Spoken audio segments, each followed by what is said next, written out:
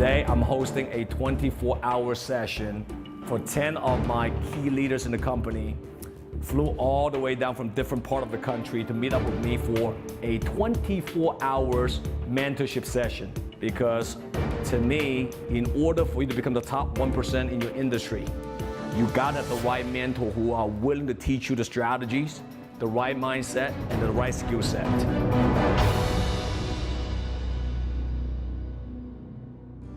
JJ and Steven officially welcome you to the Mastermind 24 event. And you can ask me any question that can potentially help you to elevate your thinking bigger, maybe elevate your skill set. And ultimately, my goal is always wanting to help my people to get to the top notch, the top level of their game. So with that being said, let's go ahead and feel free to ask me any questions and share any of your inner thoughts. Thank you so much, Jack. We're really excited to be here. Thank you very much for the opportunity. I guess my question is, as we're now starting to get to know you a little bit better, we're finding out that you are a very disciplined man. And I guess with all the distraction out there, I guess what are some of the traits you would say for someone to have in order to really stay disciplined? I believe people who can stay disciplined are the people who, number one, they know what they want in life, clearly and specifically. And number two, they know who they want to become one day. And number three, to stay disciplined, you gotta have a high energy level. And I'm gonna break it down for you one by one. What do you want in life? When I started the industry before, all I wanted to do was to make enough money to support my mom. But at least I know what I want. But once I made enough money, I want more now. Nobody forced me to want more, but because I knew it was possible. Then the next level was recognition. I want to be recognized among my peers. I want to recognize in my company. I want to become the MVP. I want to become the top 10, top 5, eventually number 1. That drove me to go out there and hustle with a lot of discipline. And through a lot of years of hard work, I got all that. Then it graduated to be more of, now what about other people around me? I want to help them like you to become successful, right? And it's no longer about you. So at every level, if you understand what is next, having that discipline become easier. If you don't know what is next, even you have discipline right now, that discipline can be lost eventually. Who do you want to become? I always want to become someone that other people look up to, not necessarily about money, but someone that look up to because of someone that, you know, people think of when one day I'm no longer here. That's because the value, that's because the things that I did for their families. And ultimately, who do you want to become? You never think that you can become a millionaire and you never want to be a millionaire, then the chance for you to become a millionaire is 0. So what do you want to be in life and who do you want to be in life? I believe success usually attracts to those people who clearly can answer those 2 questions. And that's where discipline comes from. And that's where you can stay on course and still have the discipline to continue to grind and hustle. And the last part, obviously, is your energy level, man. I take care of my health, at least I try, right? I try to sleep 8 hours a day. I try to eat a lot of salad. I try to, exercise an hour every day. That will give me the energy to stay disciplined. Because if you're not feeling good, it's hard for you to be disciplined and working 10 hours a day. So I hope I gave you 3 very important key points I just mentioned. That's how you get disciplined initially, and also how can you stay disciplined are those 3 points that I just mentioned. Thank you, Jack. Yeah. Okay, what kind of advice you would pass to the young people? You know, I have 2 kids of my own, just like you guys. You know, young people could be 10 years old, it could be 8 years old. Man, you know, young people are very, very smart this day compared to our generations. The one thing I always tell young people is that don't be afraid to fail. Try different things at your early age. Whatever it might be, try it, because you gotta have a lot of time. You have nothing to lose. You wanna be a singer, try it out. Because at the end, you have to figure out which opportunity, which passion do you have that when you wake up in the morning, you're truly excited about it. And once you figured out what gets you fired up in the morning and actually something that you love to do, then just go ahead and stick with that one thing and learn from the best mentors and go after that dream. And don't ever let anybody, including your parents, including anybody, to tell you that you can't do something. So that's my advice, is that don't be afraid to fail. Try different things, because they got a lot of time. At the end, they have to figure out which one can they fall in love with, which industry, which opportunity, which sport can they fall in love with. And if they can fall in love with one thing, then every single day, learn that industry, learn that one thing, learn from the best, and ultimately they can become the best. But they got to love what they do first. Then they got to do what other people refuse to do.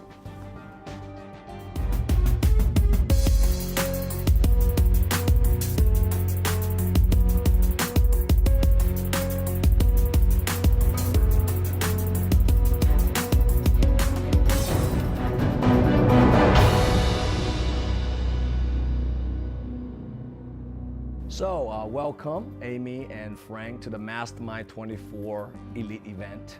It's an honor to have both of you here. Part of my Mastermind 24 event is to have a one-on-one Q&A session where my leaders, my friends can ask me live some of the questions that you want to find out. What are some of the things that I can help you to elevate your thinking, maybe elevate your strategy, maybe elevate your skill set, and ultimately help you to become a much more successful entrepreneur in the future. Feel free to ask me any questions, Amy and Frank. Yes. What's your definition of a strong leader, and Okay. how to become a strong leader? Okay. What's the difference between a strong leader and a nice leader, and how do you become a strong leader? That's your question. Being a strong leader to me requires authenticity, meaning my definition of strong leader is that you are willing and you are brave enough to tell your peers, to tell your employees, to tell your leaders who's working with you the things that they might not want to hear, but the things that they need to hear.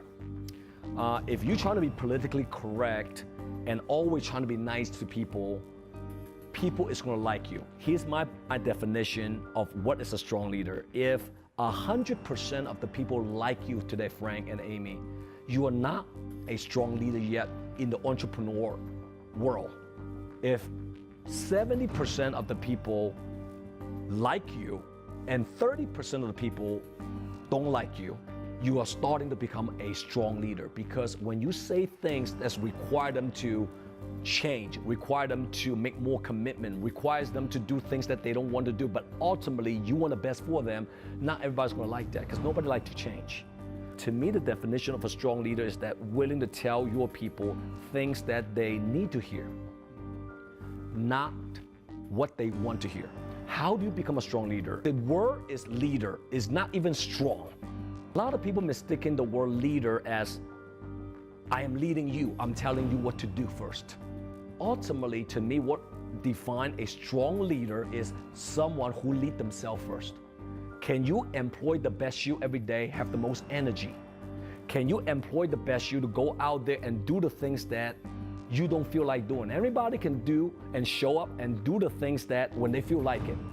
But the top 1% leaders and producers and executives in the world, they show up and do things when they don't feel like it. To lead others, you must lead yourself first. If I'm going to ask you to sell whatever products, I got to know how to sell that product, and I got to show you for a long period of time I'm leading on the front. I got to show you that I done it and I'm still doing it. So to me, that's what I mean by strong leadership. How do you become one? Lead yourself first, and the rest will eventually follow. Thank you. Okay. Then I have a question. When you feel rejection is all around you, or when you feel defeated and there's a reason to give up, Yes. how do you resolve this kind of down in the dumps mode and rise up again? Let me give you two answers to that one question. And you used the word rejected and defeated. Well, first of all, there is no undefeated entrepreneurship. You got to understand, entrepreneurship, sports, anything that's dealing with people, dealing with building business, there's no undefeated entrepreneurship. You're going to get bruised up. You're gonna have scars on your face. It's part of running a business. But when every time I feel I got defeated, and every time when I feel being rejected, I'm so low, and many, many times in my last 20 years, there's always one thing that brings me back every time. And that word is gratitude. Truly mean that. A lot of people say gratitude, but they don't understand what that word really means. So every time when I'm feeling down, the first thing I'll be thinking about is that, wow, I'm actually a human being. You know, I could be a ladybug, I could be a little worm, I could be a little hyenas, an animal, but I'm a human being. What's the chance for me to be a human being? Then I live in America. What if today I'm living in another country that has a war going on, there's no freedom of speech, there's all about politics? Will I be where I'm today? Then boom, oh my God, who am I comparing to? If I compare to those third world country, people who live there, and I'm living in America, what I experience as an entrepreneur is peanuts. Then I have my company's opportunity, who can change so many people's life, and my life through helping people financially is the byproduct, money is the byproduct. Then what do I complain about? When somebody who's waking up in the morning at 5 a.m. and driving a cab for somebody, or going through traffic to go to a place that they don't even want to be at, and working for somebody that they hated so much, and they have to keep going there for the next 10 years. So I think every time when I'm down, before now or in the future, that one word that always get me right back up, Amy and Frank, is gratitude. Because when you appreciate your life and who you are, what you have in front of you, instantly it will give you that undescribable energy, faith to continue to go to that next level. And that's my answer for that one. Thank you very much. Thank you. Thank you. Great questions, by the way. Thank you. Great questions.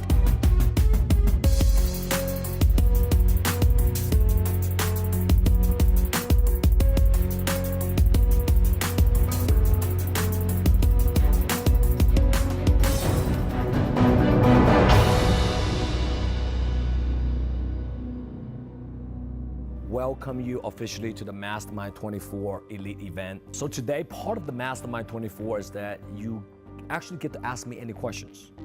So with that being said, welcome to Mastermind 24, and let's get started. Okay, Jack, I have a question. What are your most satisfying moments in the business?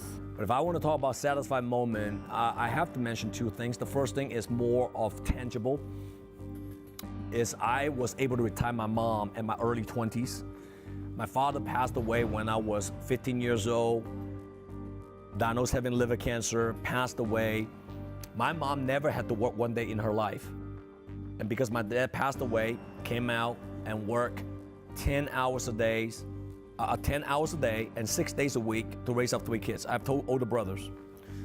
And because of the industry I am in, I was able to retire her after 3.5 years being in the industry, which is pretty wonderful, pretty great.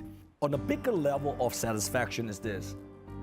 You know, I spent 20 years to build my credit and truly putting people first. And then people say, why do you have so many people wanting to help you? That's because I give more than I receive for many years, and I build my credit that way. So another satisfying moment is this, Linda. If I pick up the phone call today, and call somebody, I need some help. Whatever the help might be, less than 5 minutes, I have a lot of people who want to help me. That's a satisfying moment, because the only way you can get to that level is not about how much money you make, how much wealth you got, how much knowledge you have, but it definitely is, does people feel that your heart is truly, truly providing them value and truly wanting them to win, help them when they needed help. And for a long period of time, I've gained that credit from them. That would be my most 2 satisfying moments in my life. And my last question is, how do you know when to branch out in the business? Like me open up other location, branching out. The philosophy of branching out is very, very important. I think a lot of people make mistakes on that. A lot of people branch out and open outlet, open offices, let's just put it that way, is because they want to show off to do it. Branching out is when you have the need for it. When your business outgrow the facility. I don't care if it's McDonald's, I don't care if it's a Chinese restaurant, I don't care if it's the insurance business office that I'm talking about here. When your business outgrow, your facility outgrow, you got momentum going on, it's time for you to open another one. it's time for you to, because at the end, if you are a whale and I put you in a fish bowl, you are not going to grow. A whale belongs to the ocean. Same type of philosophy with business. If you want to grow small, have a small operation. Don't branch out. If you want to have a bigger operation, bigger office, and multiple offices. But the bottom line of the bottom line is that your main office, wherever you live at, that main branch has to be extremely strong. If that branch is not strong, you try to do other things, eventually I don't think it's going to work. So where you live at has to be strong, has to be profitable, then eventually you can branch out. Okay, great. Thank you, Fair Jack. enough? Yes. Good. Thank you, Jack.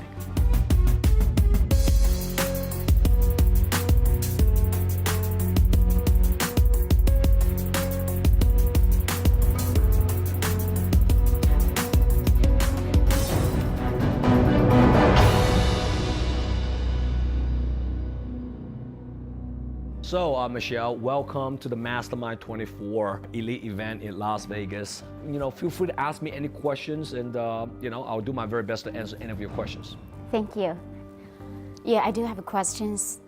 In the journey where we have been doing in our business, we often talking about the relationship building. What does relationship building mean to you? Relation building to me is you actually care about your people more than you wanting them to care about you. As a chairman of a company, one thing I know for a fact that how I built this company is I didn't use social media or Instagram or Facebook to build this company. It's part of it. But how I feel that we build an amazing company is because I personally use my heart and hours to build this great company.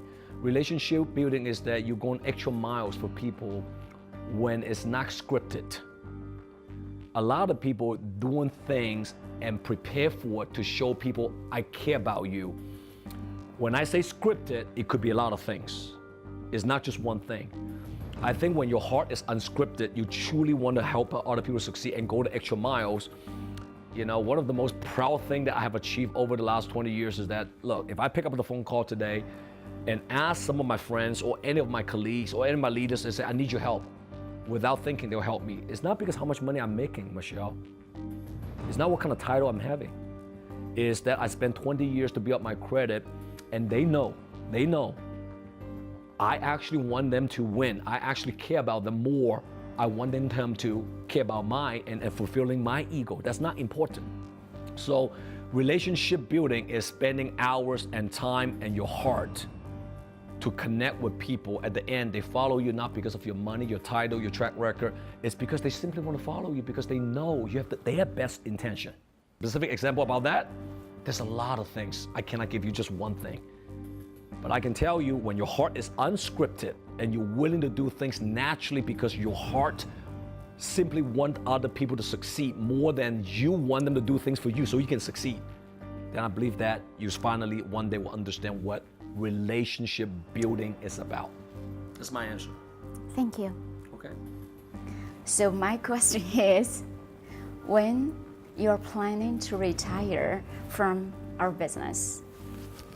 Well, I think that word retirement is not just towards me, it can be towards you or anybody else. If I wake up in the morning today, Michelle, I no longer have fire inside my belly to do what I do. I no longer feel passionate about doing what I do. That will be the time I will step down as the executive chairman of the company because I no longer can lead you the right way. I no longer have the passion of the game. So that's the answer is that, when should somebody retire? And then we'll get back to me. Okay, when should somebody retire? Somebody should retire when they are no longer in love with the game. Someone should retire when they no longer have fire in their belly and wake up in the morning and building that legacy crusade without ever thinking about money. So that's my answer on that particular piece. But for me, I've been doing this for 20 years. This is what I love to do. This is what I enjoy doing. This is what I feel that I was, destined to do. The key is destined. I think I put in this industry with this particular company for a reason. Right? I really mean that. I really feel that way. When am I going to retire? the day I feel I'm no longer passionate, I'm no longer feeling excited about what I do, then automatically I'm going to retire. But do I feel that it's coming to me right now? No, I enjoy the game. I love the game. I love seeing people like you and so many other are rising up and become more and more successful. I'm still in love with the game. And I hope this love will last for another 10, 15, 20, 30, 40 years. Can I guarantee how long? I don't know the future. Can I be sick? Knock on wood, I hope not. Could I one day wake up in the morning just totally lost the love of the game? I don't know. It could be the lightning strike my hand, maybe. But I don't feel that day will come for me. That's my honest answer to your question. It's very good to hear that. Right. I'm at my prime time. I'm not at my peak time. I'm at my prime time. I'm enjoying the game more than ever before. And the good luck thing about it, I still have my youth, man. I've been doing this business for 20 years and I'm still very energetic. Health-wise, I'm doing great. And so to answer your question, that's probably the last worry you should have in your heart right now. Your focus now, go out and build a great business and organization for yourself and your team. I'm here to help you, of course.